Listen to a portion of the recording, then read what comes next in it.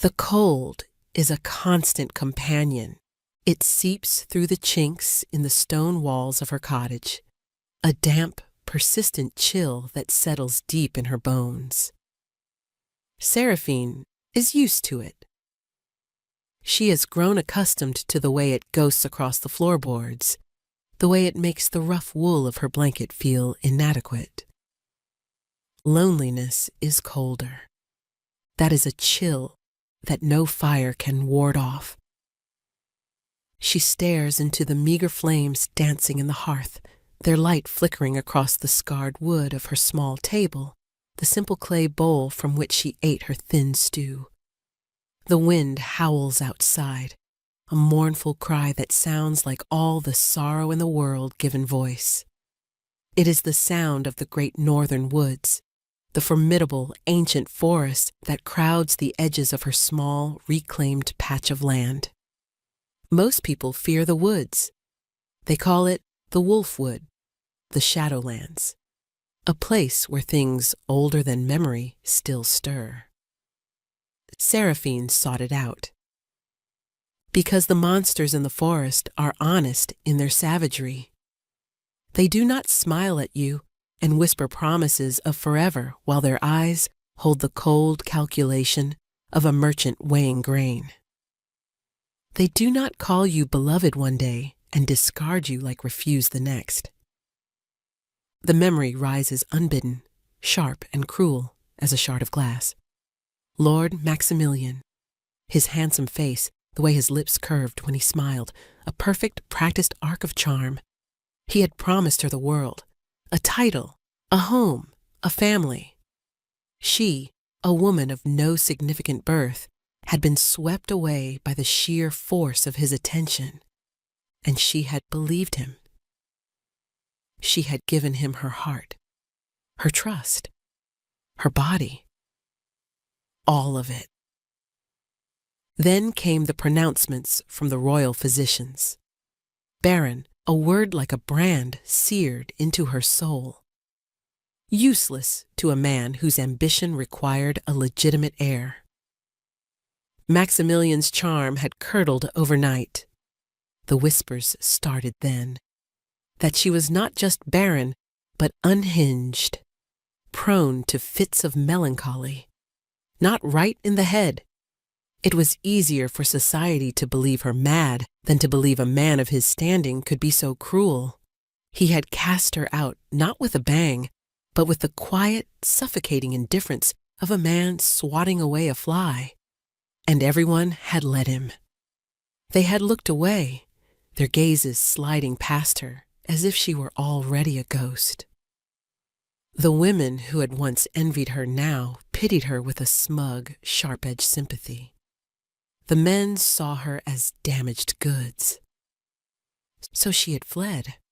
She had taken the small inheritance her grandfather, the old village herbalist, had left her and bought this forgotten cottage on the very edge of the kingdom, where the civilized world frayed into wilderness.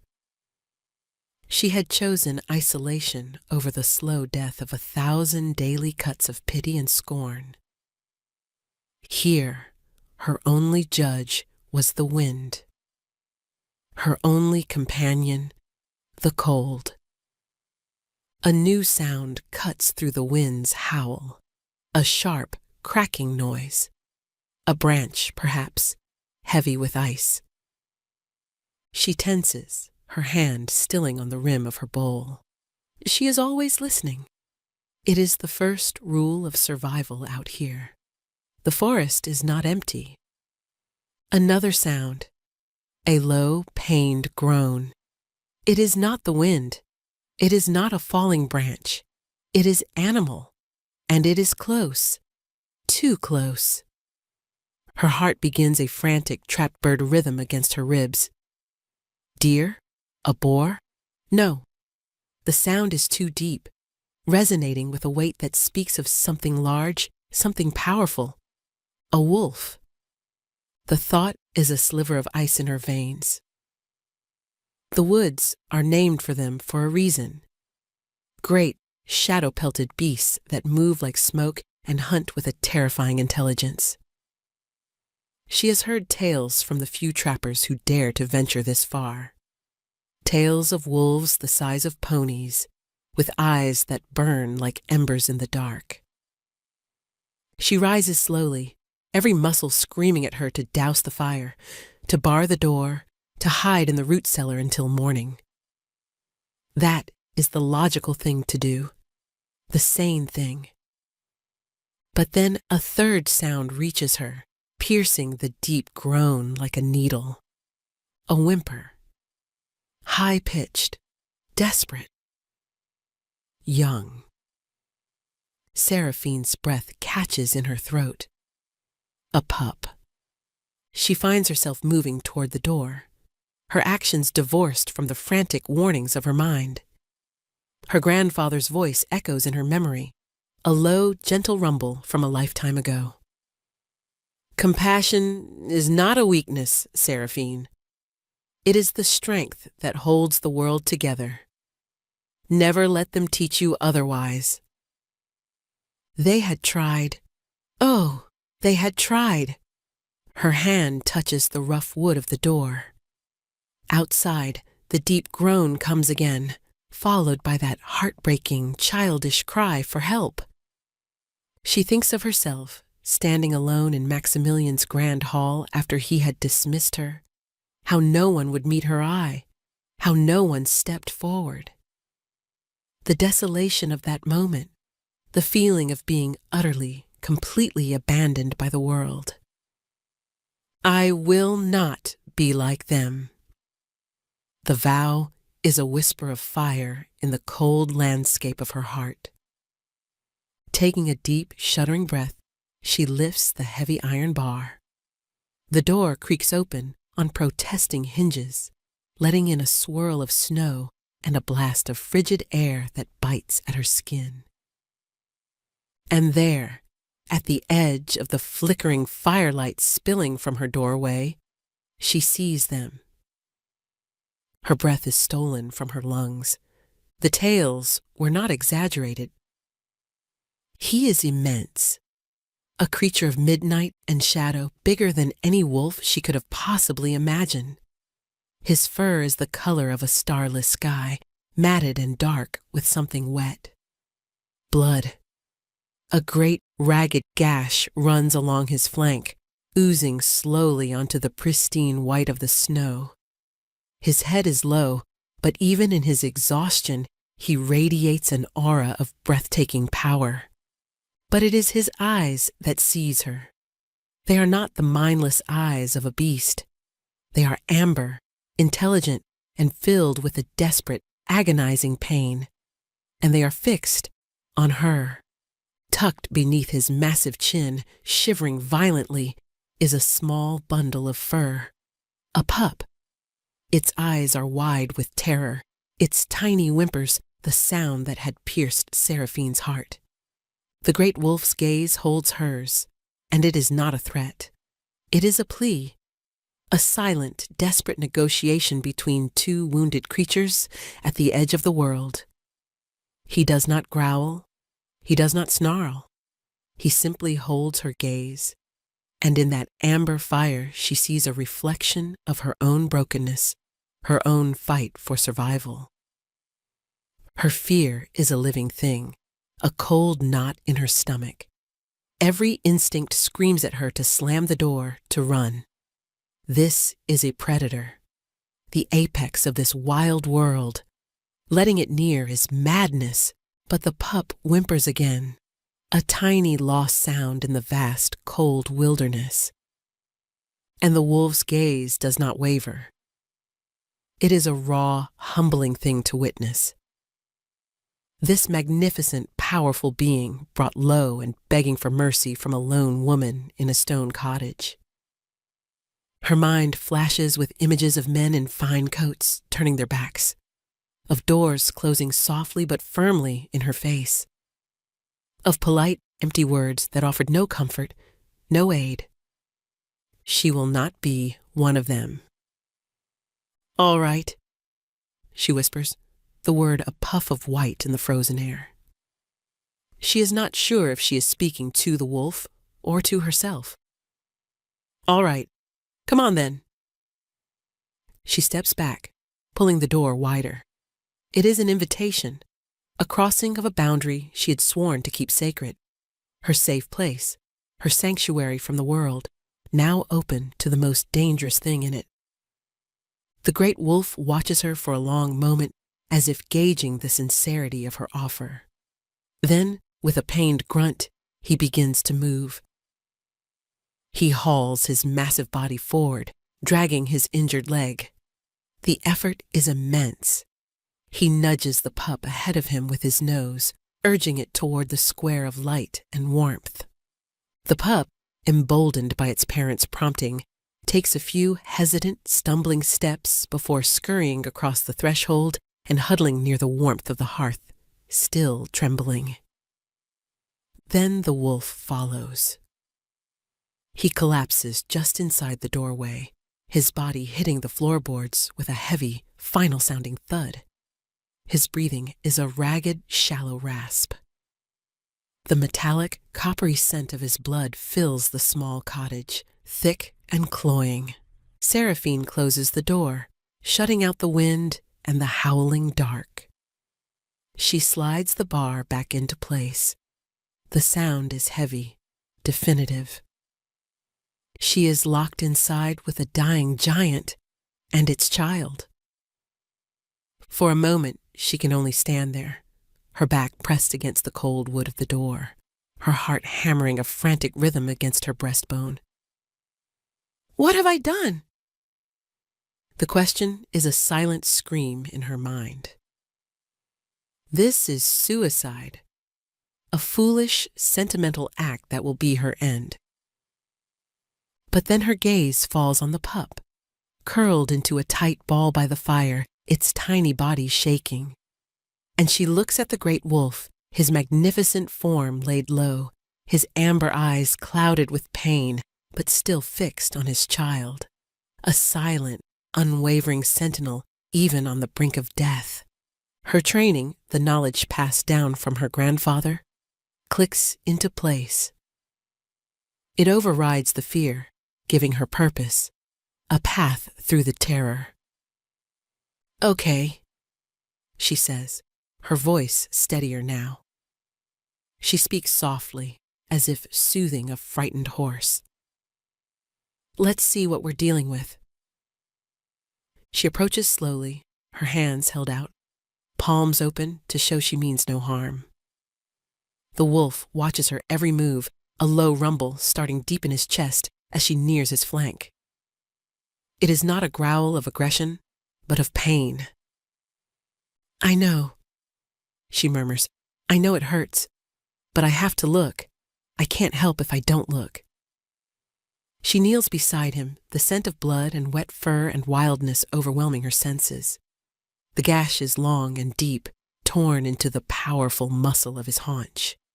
It's jagged, not the clean slice of a hunter's knife, but the brutal work of claws or teeth. Another predator. Something big enough to challenge this giant. The bleeding is steady. Too steady. If she can't stop it, he will be dead by morning. I need to clean it, she tells him, her voice a low, continuous stream of sound. It's going to sting. I'm sorry. She moves to her stores, her grandfather's legacy of dried herbs and tinctures. She finds what she needs. A clean cloth, a bowl of hot water from the kettle over the fire, a bundle of yarrow to staunch the bleeding, and a poultice of comfrey and calendula to fight infection and promote healing.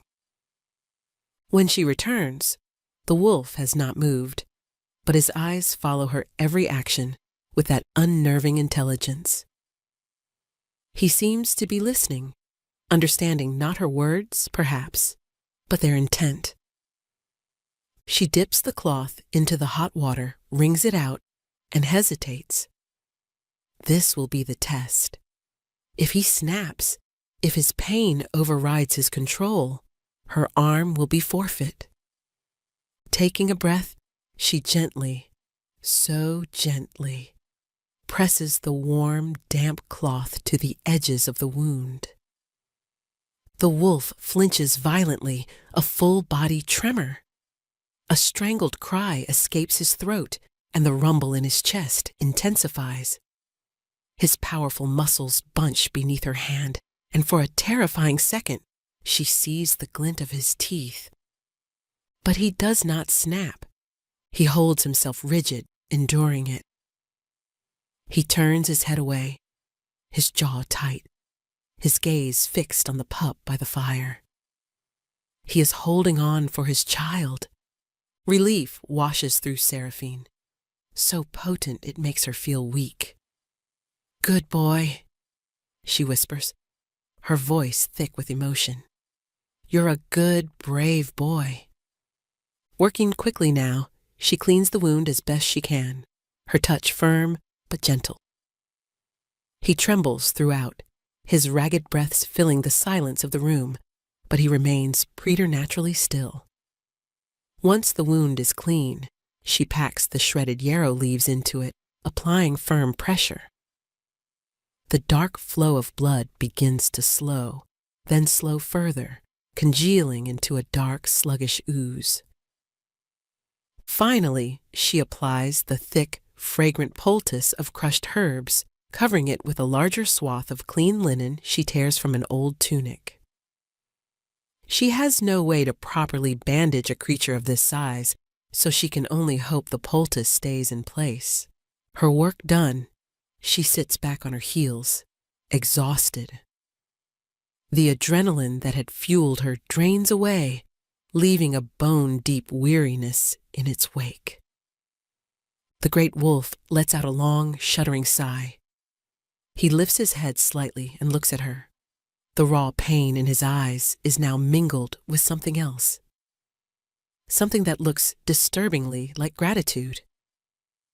He gives a tiny, almost imperceptible nod of his head before resting it back on the floor.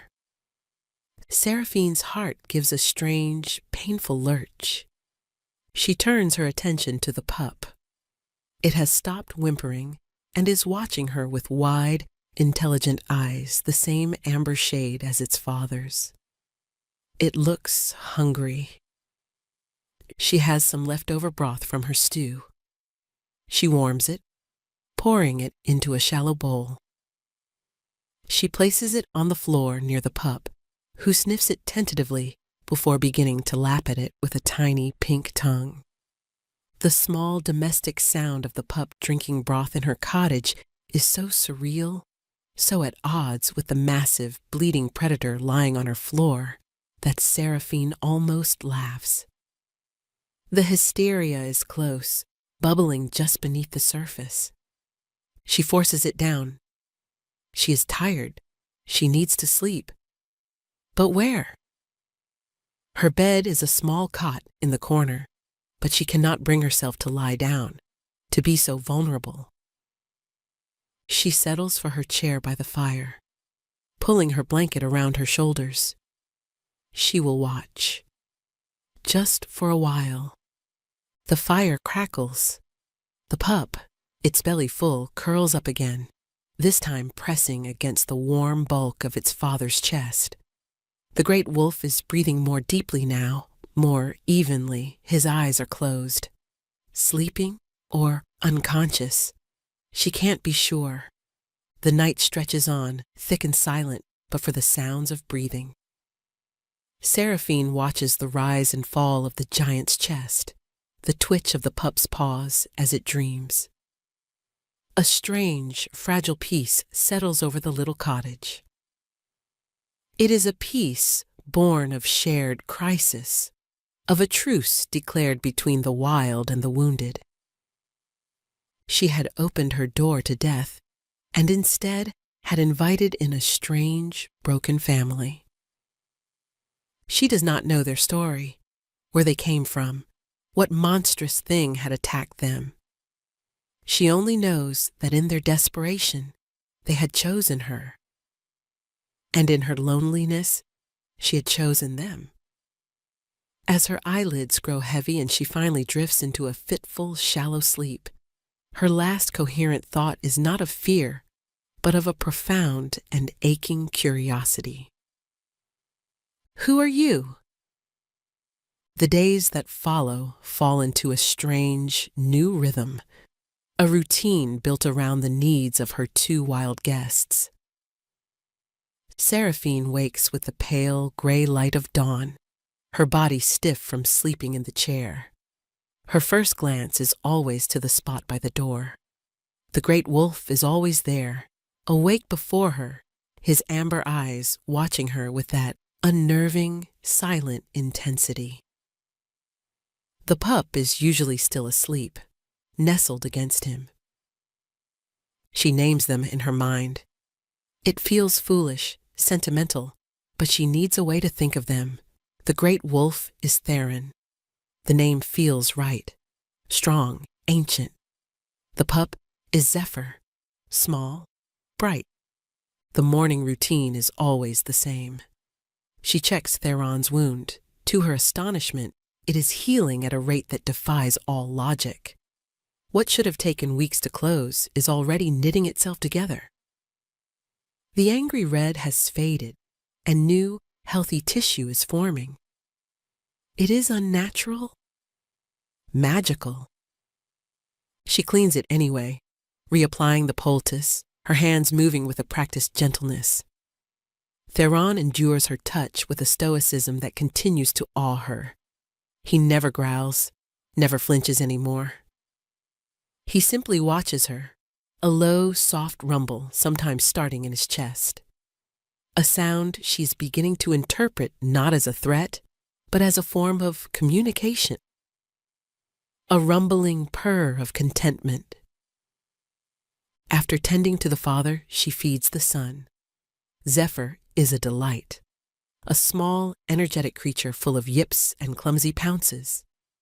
He devours the broth and bits of softened meat she gives him, his tail a blur of motion. He seems to have adopted her as a second parent, often tumbling over her feet or nudging his small, wet nose into her hand, demanding attention. She finds herself smiling. A real, genuine smile that reaches her eyes. She cannot remember the last time she smiled. During the day, a quiet domesticity settles over the cottage. Seraphine goes about her chores, mending, cooking, chopping wood from her small pile. And Theron watches. Always, he watches. He lies by the door, a silent, colossal guardian, his gaze tracking her every movement.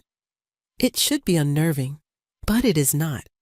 It is comforting. She has never felt so thoroughly seen and yet so completely unjudged. She starts talking to him. At first, it is just practical things. "I'm going to fetch more water, Theron. I won't be long." Or, "This stew should be ready soon. I hope Zephyr likes rabbit." But the silence of the cottage, once a symbol of her isolation, becomes an invitation. His quiet, steady presence is a vessel she can pour her sorrow into, and it will not overflow. One afternoon, while darning a hole in her tunic, she finds herself speaking of Maximilian. The words come out in a halting, rusty trickle at first, then in a flood. "He said he loved the way I saw the world," she whispers, her needle stilling in her hands. She stares at the wall, but she is seeing another place, another time.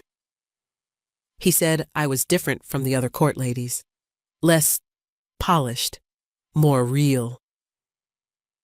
Theron's head is up, his ears are pricked forward, he is listening. "He made me believe it was a virtue. My grandfather, he raised me to be practical, to see the value in small, quiet things, in healing, in kindness. Maximilian said he admired that." She lets out a bitter, humorless laugh. "It was a lie. All of it. He didn't admire it. He saw it as something he could own, something quaint, like a rustic painting for his collection." She traces the seam of her tunic with a fingertip. When the physician told us about me, about not being able to have children, I saw the look in his eyes. It was like a shutter coming down. The warmth was just gone. And he looked at me like I was a faulty piece of equipment, a mare that couldn't foal. A tear escapes, hot and traitorous, and rolls down her cheek. She dashes it away angrily. He didn't even have the decency to be cruel to my face. He just had people do it for him. The whispers, the pitying looks. He painted me as fragile, unstable, and everyone believed him because it was easier than believing he was a heartless bastard. She falls silent, her throat tight with unshed tears. The cottage is quiet save for the crackle of the fire and Zephyr's soft snores. A wetness touches her hand. She looks down. Theron has moved. Silently, despite his size, he has crossed the room and is kneeling beside her chair. His massive head is resting on her knee, and his amber eyes are looking up at her, full of a depth of emotion that a mere animal should not possess. It looks like empathy, like sorrow. He nudges her hand with his nose, gently, then licks away the tear track on her skin with his warm, rough tongue. The gesture is so unexpected, so tender, it shatters the dam of her composure. A sob breaks from her, then another. She buries her face in her hands and weeps. She weeps for the girl who believed in promises, for the woman who was discarded, for the years of suffocating loneliness. Through it all, Theron stays with her. His solid, warm weight against her leg is an anchor in the storm of her grief. He does not move, does not make a sound, simply offers his silent, steadfast presence until the storm passes. When her sobs finally subside into shuddering breaths, she lifts her head. She feels hollowed out, but also lighter. She looks down at the great wolf, whose head is still resting on her knee. Tentatively, her hand still trembling, she reaches out and strokes his head. His fur is thick and surprisingly soft beneath her fingers. She runs her hand down his powerful neck, over his broad shoulders. He leans into her touch, a deep, resonant rumble starting in his chest. It vibrates through her, a soothing, primal sound. It is the first time she has willingly touched him beyond the necessity of tending his wound. It is not born of pity or of duty, but of a genuine, burgeoning affection, a connection forged in shared silence and unexpected comfort. In that moment, the fear she held for him dies completely. It is replaced by a fierce, protective tenderness. He is not just a wolf. He is Theron, her friend, her silent confessor, her protector. A few days later, the first real snow of the season arrives. It falls thick and fast, a silent white curtain that erases the world, cocooning the cottage in an even deeper isolation. Her woodpile outside is running low. She will have to brave the storm to bring more in from the lean-to. She pulls on her thickest cloak and boots. "I'll be right back," she tells Theron, who watches her from his usual spot. He rises to his feet, a low whine in his throat. He does not like her leaving. "It's all right," she soothes, patting his head. "I'm just going to the woodshed. I can see it from the window." She steps outside into a world of swirling white. The wind is sharp, biting, and the snow is already calf-deep. She fights her way to the small lean-to, her arms protesting as she gathers a heavy load of split logs. As she turns to head back, a shape materializes out of the blizzard. At first, She thinks it is a trick of the light, a snow-laden branch. But then it moves, and her blood runs cold. It is a man. No, two men, wrapped in heavy furs, their faces red with cold. They carry swords at their belts, and their sigil, a silver hawk on a field of blue, is one she recognizes with a jolt of pure terror. It is the sigil of House Maximilian. One of the men steps forward, his eyes narrowed against the snow. You? The woman from the cottage. Seraphine's heart hammers against her ribs. She stands frozen, the firewood clutched to her chest like a shield. What do you want? Her voice is thin, stolen by the wind. The man smirks, a cruel twist of his lips.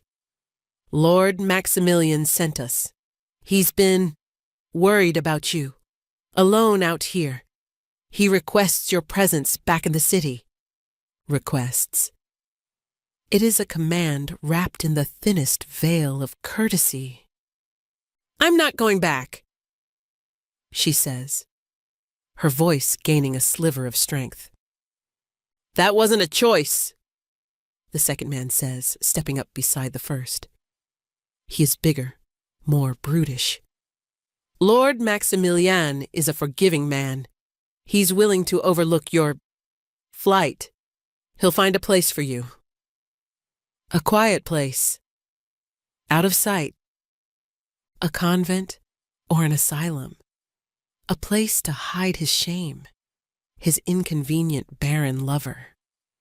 The blood drains from her face. No, she says, shaking her head. I will not go. The first man's patience snaps. Listen, you crazy bitch. We've been tracking a wounded beast for the King's Guard for 3 days in this God's forsaken blizzard. We are cold, we are tired, and we are not in the mood to argue. You are coming with us, one way or another. He reaches for her. A blur of black explodes from the cottage door. It happens so fast, Seraphine can barely process it. One moment, the man's hand is reaching for her arm. The next, he is screaming, flying backward through the air to land with a sickening crunch in a snowdrift. Theron stands over him, a vision of pure, primal fury. He is no longer the placid, patient creature from the cottage. He is a demon of the storm, his fur bristling, his lips peeled back from his teeth in a silent, terrifying snarl. A low growl, like the sound of grinding stone, rips from his chest. It is a sound that promises death. The second man, frozen in shock for a heartbeat, draws his sword with a panicked yell. The steel shrieks as it leaves the scabbard. He lunges, a clumsy, fear-driven attack. Theron moves with a speed and grace that is impossible for a creature his size. He sidesteps the thrust effortlessly, his massive body a black shadow against the white snow. He does not even seem to consider the man a threat. His focus, his entire being, is on the space between the man and Seraphine. He is a living wall of protective rage. The guard, emboldened by his own terror, swings his sword wildly. The blade catches Theron high on the shoulder. It is a shallow, glancing blow, but it slices through fur and flesh. Theron roars. It is not a sound of pain, but of pure, unadulterated fury. The sound rips through the air, vibrating in Seraphine's bones. He lunges. His jaws close around the man's sword arm. There is a sickening snap of bone, and the man screams, a high, thin sound that is quickly cut off as Theron shakes his head once, a short, violent motion, and throws the man like a rag doll. He lands in a heap near his companion, clutching his mangled arm, his sword lost in the snow. Theron turns, his amber eyes burning with a lethal fire. He takes a step toward the two whimpering, terrified men. "No!" Seraphine screams, the word torn from her. She does not know why she says it. They deserve it. They threatened her. But the thought of Theron, her Theron, killing them, she cannot bear it. "Theron, no, stop!" At the sound of his name, the wolf hesitates. He glances back at her, the bloodlust in his eyes warring with the familiar intelligence she knows. He is panting, a fresh wound bleeding freely onto his shoulder, staining the white snow crimson. The first man, recovering his wits, sees his chance. His eyes are wide with terror and hatred. He scrambles in the snow, his hand finding the hilt of his fallen partner's sword. With a desperate cry, he lunges forward, not at the wolf, but at its weakness. At Seraphine. It all happens in a terrible slow-motion ballet. She sees the man's face, contorted with fear. She sees the sword, a sliver of dark metal against the snow. She sees Theron turning, his eyes widening in horror as he realizes the man's target. He is too far away. He will not make it in time. Without thinking, without hesitation, Seraphine moves. She throws herself forward, her body slamming into Theron's. She wraps her arms around his massive neck, shielding his wounded shoulder with her own body, turning her back to the charging man. She closes her eyes, bracing for the bite of cold steel. She hears a roar of absolute rage from Theron, a sound of pure anguish. She hears the man cry out in shock. She hears a strange, shimmering sound, like 1,000 tiny bells ringing at once. But she feels no pain. She dares to open her eyes. The world has gone silent. The wind has dropped. The snow has stopped falling. The man with the sword is frozen in place, his arm raised, his face a mask of utter mind-shattering disbelief. He is staring at what is beneath her, at what she is clinging to. Seraphine follows his gaze. She looks down. She is not clinging to a wolf. The shoulder beneath her cheek is not covered in black fur, but is smooth, pale skin. The neck her arms are wrapped around is not a thick, roughed column of muscle, but the strong, corded neck of a man. The body she is shielding is no longer that of a great beast, but a human form, long-limbed and powerfully built, sprawled in the snow. A man, a naked man, bleeding from a fresh sword cut on his shoulder, his long black hair fanned out around his head like a dark halo against the snow. He pushes himself up on one elbow, his movements fluid and filled with a dangerous grace. He turns his head, and his eyes, the same burning, intelligent amber she knows so well, meet hers. His face is all harsh planes and sharp angles, beautiful and terrifying in equal measure.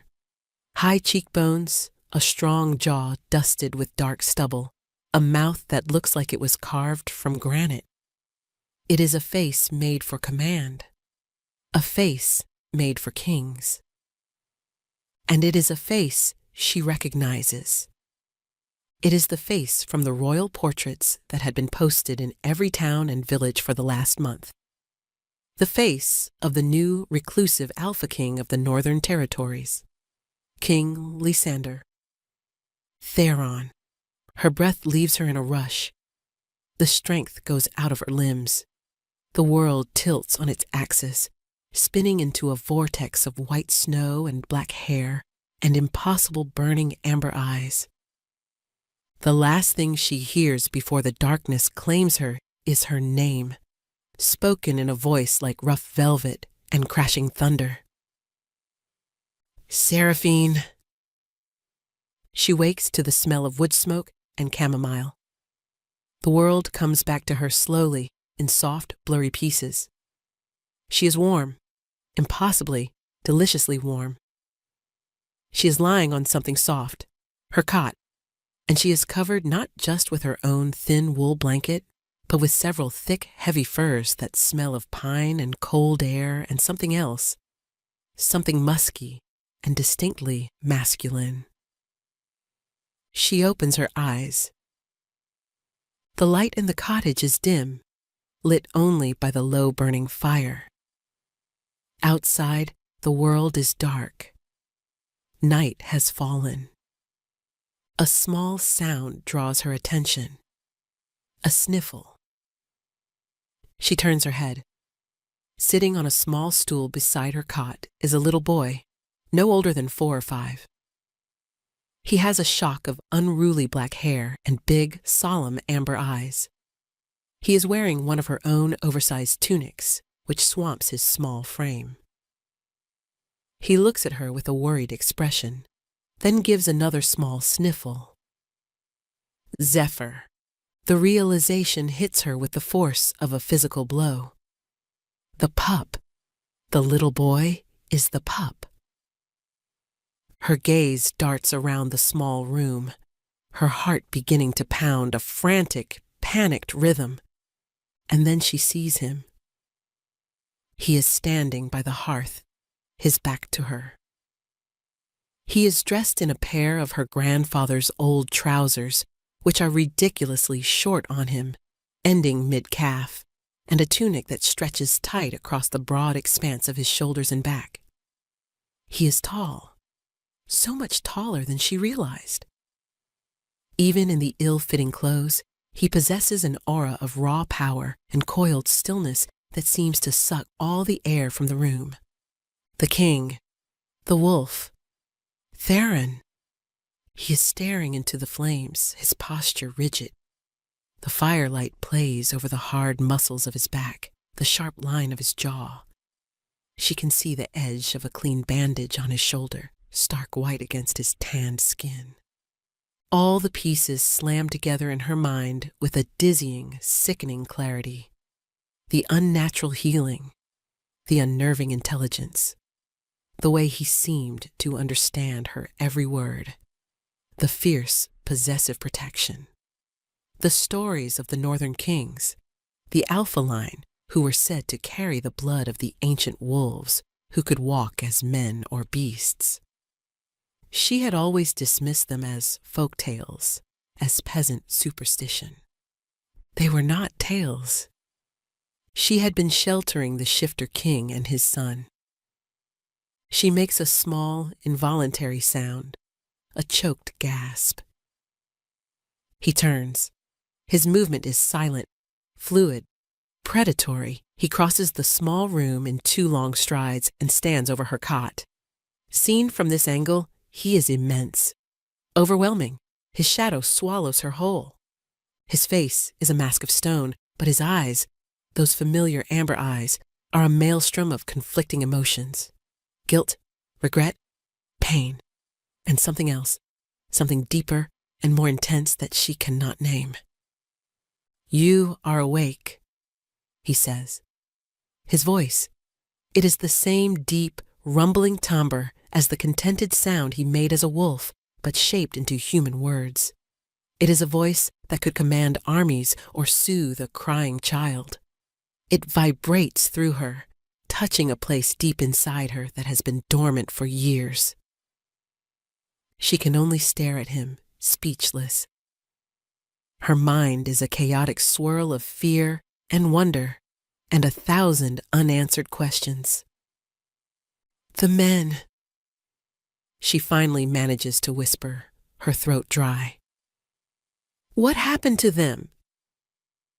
"They fled," he says, his voice flat. "I let them go. For you." The implication is clear. Had it not been for her, they would be dead.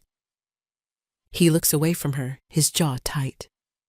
"I never intended for you to be involved in this. I never intended for you to see—" He gestures vaguely at himself, at his human form. I am sorry. Sorry. The word sounds inadequate, foreign on his lips. The little boy, Zephyr, chooses that moment to slip off his stool. He pads over to the cot and gently places a small, warm hand on Seraphine's arm. "Mama hurt?" he asks, his voice a childish lisp, his big eyes full of concern. "Mama!" The word pierces Seraphine's heart. A wave of such profound, aching loss and longing washes over her that it steals her breath. The one word she had resigned herself to never hearing. Theron flinches as if struck. He takes a sharp step back. "Zephyr," he says, his voice harsh. "Do not. She is not." He cannot finish the sentence. The pain in his expression is stark, raw. Seraphine looks from the distraught man to the worried child. And something inside her, something stronger than fear, stronger than the shock, rises up. Her compassion, the very thing that started all of this. She gives Zephyr's hand a gentle squeeze. "I'm all right, sweet boy," she murmurs, her voice thick. "Just a little tired." She offers him a small, shaky smile. She pushes herself into a sitting position, the heavy furs pooling around her waist. She looks directly at Theron, at the king who is trying to hide inside her grandfather's clothes. "You were hurt," she says, her voice gaining strength. "The trackers, they were hunting you." He nods, his gaze fixed on a point on the floor. "A rival pack, hired by enemies at court. They ambushed us during the storm. I managed to kill them, but not before they wounded me. I was losing too. Much blood. My control was slipping. I could not hold my human form. I knew if we did not find shelter, Zephyr would not survive the night." His voice is low, guttural with self-loathing. "I scented your fire, your home. It was a beacon. I did not know who you were. I only knew I had to get my son to safety." He finally lifts his head, and the full force of his gaze hits her. "I put you in unimaginable danger. I can never forgive myself for that." "You saved me," she counters softly. "From Maximilian's men. You were hurt because you were protecting me. It is my nature to protect what is mine." He bites out, the words sharp and clipped. "Mine." The word hangs in the air between them, heavy with unspoken meaning. It resonates with the possessive glint in his eyes, the way he had stood over her, a living shield. And then it all clicks into place. The pull she felt toward him, the profound sense of safety in his presence, the way his proximity soothed the jagged edges of her soul. The stories, the old legends, were not just about shifters. They were about something more. A fated bond. A mate destined and undeniable. The realization is not a lightning strike, but a slow, dawning horror and wonder. All this time she had been talking to him, confessing her deepest pains, touching him, caring for him. And he had known. He must have known. "You knew," she whispers, the accusation clear in her voice. "This whole time. You knew who I was to you." Agony flashes across his face. He looks like a man being flayed alive. "Yes." The single word is a confession and a condemnation. "From the moment I scented you," he continues, his voice rough with anguish. "That's why I came here. I was not just looking for any shelter. I was looking for you. I have been searching for you since I took the throne. The bond, it called to me." He takes a step toward her, his hands clenched into fists at his sides. Seraphine, you must understand. My world is not safe. It is full of violence and betrayal. I am king, but my throne is precarious. There are those who would see me dead, who would use you to get to me. I cannot, I will not, drag you into that. His words are a torrent, a desperate attempt to build a wall between them. When this storm breaks, I will take Zephyr, and we will leave. You will be safe here. No one will ever know what happened. I will make sure of it. You can go back to your life. Go back to her life of cold and silence and aching loneliness. The life he and his son had shattered and then filled with a warmth she had forgotten could exist. Anger, hot and sharp, cuts through her shock. It is a righteous anger born of a new and fragile hope he is now trying to extinguish. My life, she says, her voice trembling with a sudden fierce strength. She throws back the furs and swings her legs over the side of the cot, standing to face him. She has to crane her neck to look up at him, but she does not feel small. For the first time in years, she feels powerful. What life are you talking about? The one where I hide from the world because a man decided I was worthless? The one where I spend my days talking to the walls and my nights freezing alone? That is not a life, Theron. It is an existence, a waiting room for death. He flinches at her tone, at the raw truth in her words. I am trying to protect you. He grits out, his control fraying. No! She takes a step closer, poking him in his rock-hard chest with her finger. You are trying to protect yourself. You are so terrified of your world hurting me that you are willing to do the hurting yourself. You are pushing me away, just like everyone else. You are telling me I am too weak, too fragile to stand beside you. That is not what I... It is exactly what you are doing! She cries, her voice ringing with conviction. You looked at me and you saw another liability, another potential wound. Well, I have been wounded before. I survived. I am stronger than you think. She is shaking now, not from fear, but from the sheer force of her own emotions. She has never stood up for herself like this, never fought for what she wanted. For 2 weeks, she says, her voice dropping to a raw, intense whisper.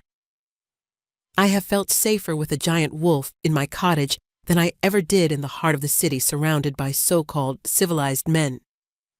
I have felt more seen by you in your silence than I ever was by a man who claimed to love me. I am not afraid of your world, Theron. I am afraid of you leaving me in this one. Her confession hangs in the air, vulnerable and absolute. Little Zephyr, who has been watching this exchange with wide, fearful eyes, lets out a small sob. He walks forward, his lower lip trembling, and takes Seraphine's hand in one of his. Then he reaches out his other small hand and takes his father's large, calloused one. He pulls them together. He places Seraphine's hand into Theron's. The contact is electric. A jolt of pure energy, of heat and light surges up Seraphine's arm. It is like being struck by lightning and cradled in velvet all at once. She gasps. Theron makes a choked sound, his eyes squeezing shut. His fingers, which had been rigid, instinctively curl around hers, his thumb stroking over her knuckles in a gesture of aching tenderness. When he opens his eyes, the walls are gone. The king is gone. All that is left is the man, his soul naked, and raw in his amber gaze. "I did not know a kindness like yours existed," he whispers, his voice thick with a pain that goes far beyond any physical wound. "I was raised on duty and steel. My own mother tried to have me killed for the throne. My world taught me that trust is a fool's game and love is a weapon used against you. Then I found you." He lifts his other hand, his touch hesitant, almost reverent, as he cups her cheek. His thumb brushes away a tear she did not know had fallen. "Every day," he continues, his voice breaking, "I lay on your floor and I watched you. I watched you move. I listened to you hum. I listened to you pour out your heart to a beast you should have feared, and every word was a balm on a wound I did not even know I carried. You healed more than just my flesh, Seraphine." "I was so alone," she whispers back, her own confession a mirror to his. "And then you and Zephyr, you filled up all the empty spaces." He leans down, his forehead pressing against hers. His breath is warm on her lips. She can feel the frantic beat of his heart, or maybe it is her own. They are hammering in unison. "I cannot go back to that silence," she says. "Don't ask me to." "I will not," he breathes, the words a sacred vow. "I cannot. Being without you now, it would be like trying to breathe without air." And then his mouth is on hers. It is not a gentle kiss. It is a collision, a desperate, starved claiming. It is all the unspoken words, all the lonely nights, all the pain and fear and hope poured into one searing, explosive moment. His arms wrap around her, pulling her tight against his hard body, lifting her off her feet. She clings to him, her hands tangling in his long, soft hair, kissing him back with all the pent-up longing of a lifetime. It is a kiss of homecoming, of destiny acknowledged and a future seized. It is the slam of a door on a life of loneliness and the throwing open of a gate to a world of terrifying, beautiful possibilities. When he finally breaks the kiss, they are both breathless, panting. He rests his forehead against hers again, his eyes closed, his expression one of profound, soul-deep relief. He has not just found his queen, he has found his home. And in his arms, Seraphine realizes, so has she. 6 months later, the great hall of the northern citadel is a sea of velvet and steel, of curious and wary faces. The air is thick with the scent of beeswax candles, roasting meat, and the nervous sweat of 1,000 courtiers packed shoulder to shoulder. The coronation, delayed for half a year by the king's mysterious disappearance and recovery, is finally underway. Seraphine stands in the shadows of a great stone archway, watching. She feels like a ghost, an imposter in this world of glittering jewels and whispered political maneuverings.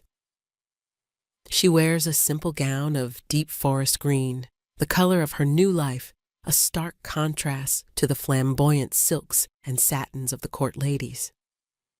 They stare at her, their eyes filled with a mixture of confusion and disdain.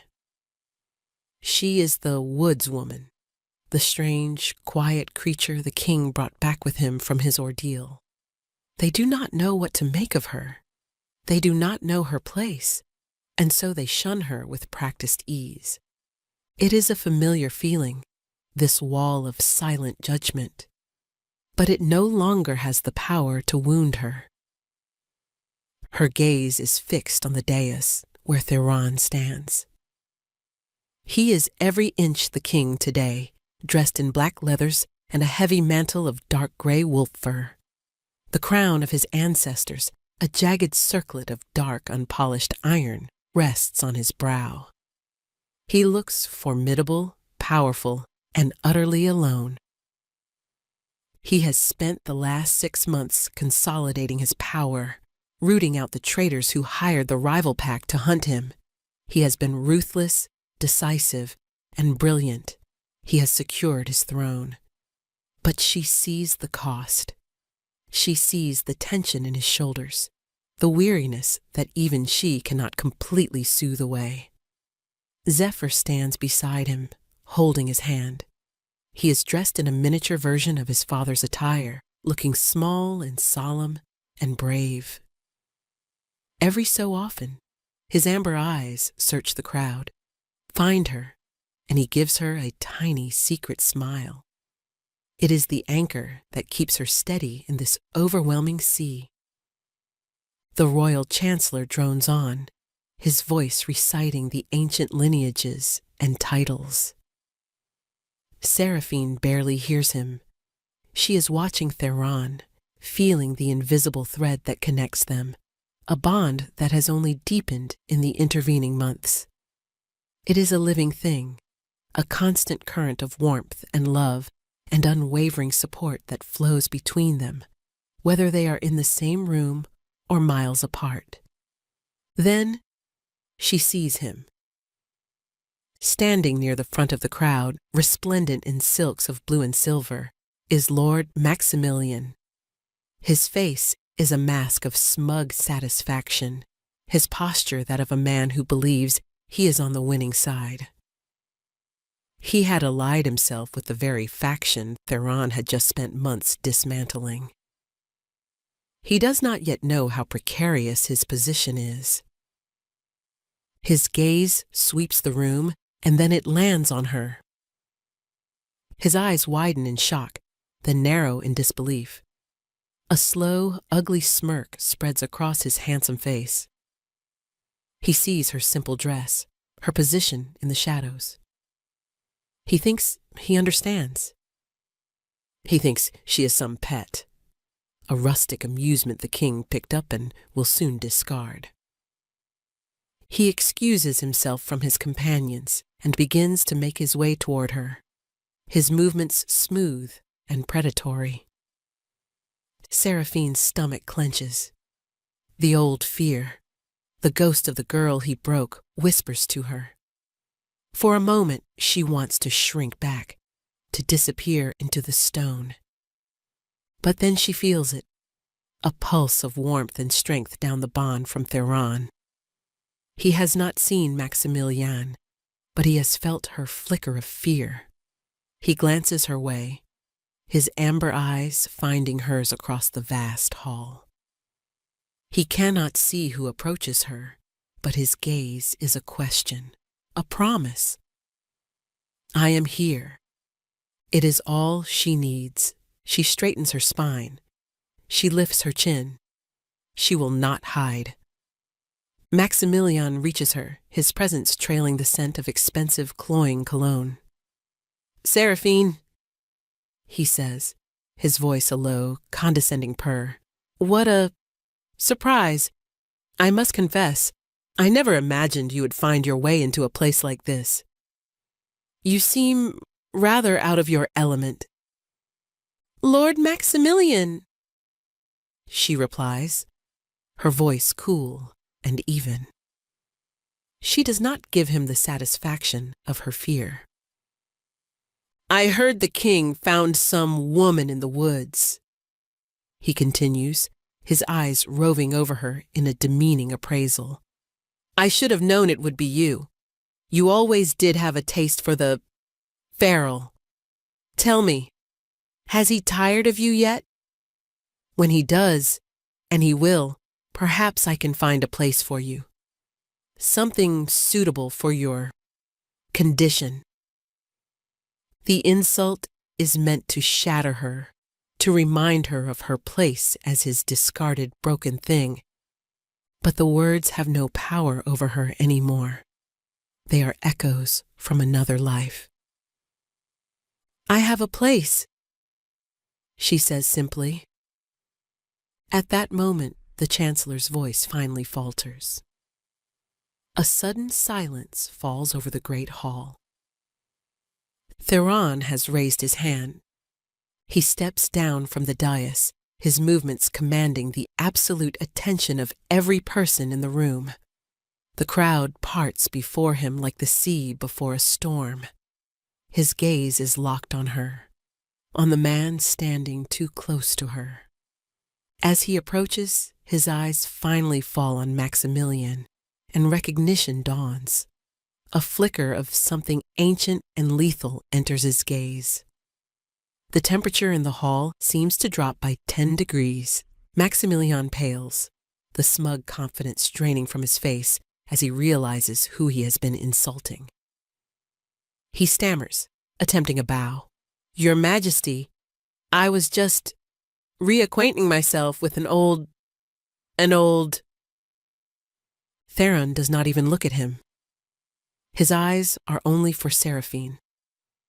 He stops before her, and the raw, unadorned love in his gaze is so potent, so absolute, it silences every whisper, every thought in the entire hall. He holds out his hand to her. She places her hand in his. His fingers close around hers, warm and strong. A perfect fit. Without a word, he turns and leads her through the stunned, silent crowd, back toward the throne. He walks her up the steps of the dais, past the bewildered chancellor, until she is standing beside him, beside the great iron throne of the north. He turns to face the court, his arm still holding her hand.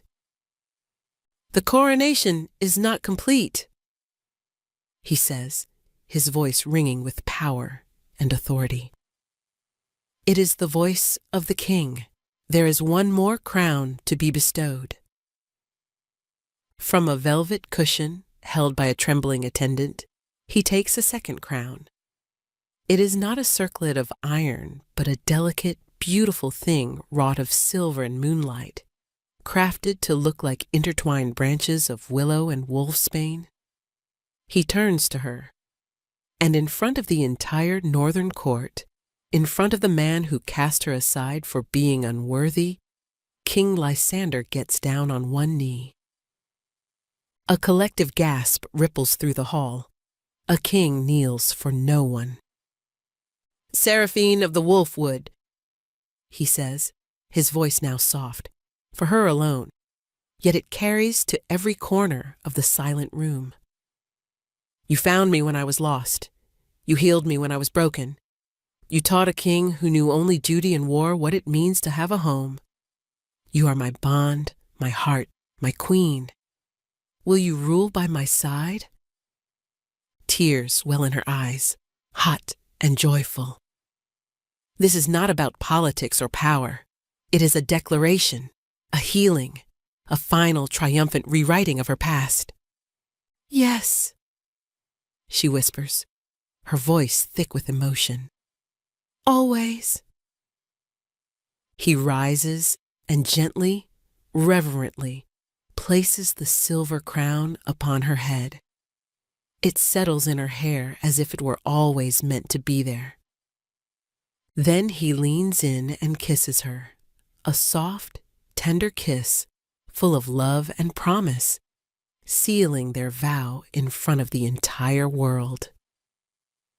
The silence is broken by a single, enthusiastic clap. It is Zephyr beaming from the side of the throne. His joyful clap is then joined by another, then another, until the entire hall erupts in a thunderous, roaring ovation. Seraphine looks out over the sea of faces, no longer wary or shunning, but filled with a new awe and respect. Her gaze finds Lord Maximilian. He is ashen-faced, forgotten, a small, insignificant man witnessing the ascension of the woman he deemed worthless. He is watching her happiness, and he is invisible. He is nothing. Theron's arm slides around her waist, pulling her close to his side. Zephyr runs to her, wrapping his small arms around her legs. She rests her hand on his head, her other hand still clasped in her husband's. Her king, her son, her family. She looks up at Theron, at the fierce love shining in his amber eyes, and a profound sense of peace settles deep in her soul. She had fled to the edge of the world to escape her pain, to hide from a life where her greatest qualities, her compassion, her quiet strength, her deep capacity to love, were seen as flaws. She had believed she was broken, but her perceived weakness had been her greatest strength all along.